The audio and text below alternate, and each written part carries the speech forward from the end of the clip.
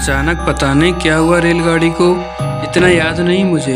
मैं तो बस अपने काम से एक छोटे से कस्बे में जा रहा था। मेरी कंपनी ने मुझे उस कस्बे से 15 किलोमीटर दूर भेजा था, क्योंकि मेरी कंपनी को उस गांव में सरकारी हैंडपंप लगाने का ठेका जो मिला था, तो कुछ ज़रूरी कागजी काम के लिए मुझे चुना गया था।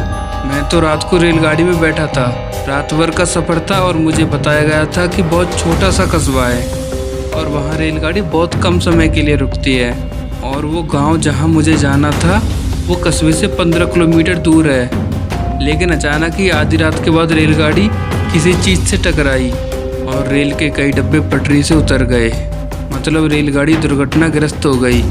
शायद कस्बे से थोड़ी दूर पहले ही। मुझे होश नहीं था।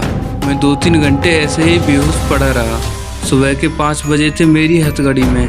जब मुझे होश आया बिल्कुल अंधेरा था। मैं रेलगाड़ी से जैसे तैसे बाहर आया। देखा तो बाहर अफरा तफरी का माहौल था। आसपास के लोग घायलों की मदद में लगे थे, और जो बिल्कुल ठीक थे वो भी लोगों की मदद में लगे थे, और कुछ डॉक्टर्स की मदद भी कस्बे से आ चुकी थी। लेकिन मुझे इतनी फुर्सत नहीं थी कि लोगों पर ज़्यादा ध्यान दूँ। मुझे तो गाँव पहुँचना था, अपना काम निपटाना था। मैं उस समय थोड़ा स्वार्थी हो गया। तभी एक 20-22 साल का लड़का मेरे पास आकर बोला, बाबूजी कहीं तक छोड़ दूं आपको? मैं एक तांगे वाला हूं, और वैसे भी रेलगाड़ी दुर्घटनाग्रस्त हो गई है। आपको यहाँ कोई भी साधन जल्दी नहीं मिलेगा, और फिर सुबह भी बस होने को है। मैंने कहा, मुझे भरतपुर जाना है। जानते हो उस गाँव को? क्यों नहीं जानते बाबूजी, इस जगह का एक एक कोना हमारा जाना पहचाना है। उस लड़की ने कहा। तो फिर चलो, कहाँ है तुम्हारा तांगा? मैंने पूछा। उसने कहा, बाबूजी ये रेल की पटरी को पार करके उस ओर खड़ा है हमारा तांगा। मैंने कहा, चलो ठीक है। एक तो सुबह का पहर, ऊपर से हल्का अंधेरा।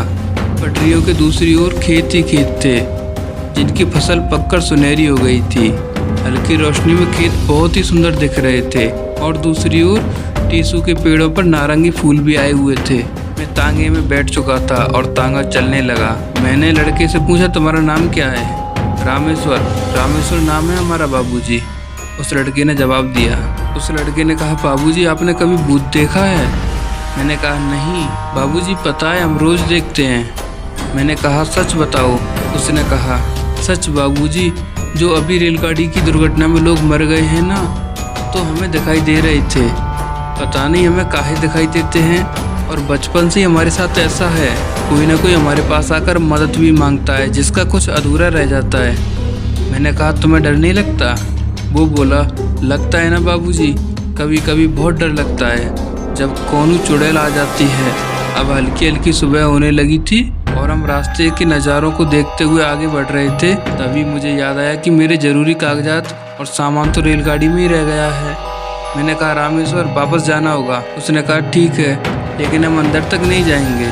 फिर से कोई मरा हुआ हमसे बात करने आ पहुंचा, तो आपको बाहर तक छोड़ आते हैं, फिर आप अपना और कोई साधन देख लेना। और फिर सुबह भी होने वाली है। अब हम घर जाकर नहा धोकर खाना खाकर आराम करेंगे।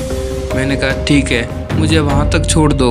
उसने मुझे दुर्घटना वाली जगह से बहुत दूर अपने तांगे से उतार दिया। मैंने मन में सोचा, कितना अजीब रहस्यमय लड़का है। भूतों को देखने की बात कर रहा था, बोल रहा था कि मैं मरे हुए लोगों को देख सकता हूँ। मैंने सोचा, चलो हटाओ, मुझे क्या लेना देना, मैं तो अपना बैग लेने आया हूँ, कोई ना कोई दूसरा तांगा भी मिल ही जाएगा। और फिर मैं अफरा तफरी घुटन भरे माहौल में फिर से जा पहुँचा। मैंने अपनी बोगी ढूंढी और अंदर घुस गया, लेकिन अंदर जाते ही देखता हूँ कि मेरा मृत शरीर लहूलुहान अस्त व्यस्त अवस्था में पड़ा है। इसका मतलब वो लड़का सच बोल रहा था कि वो मरे हुए लोगों को देख सकता है।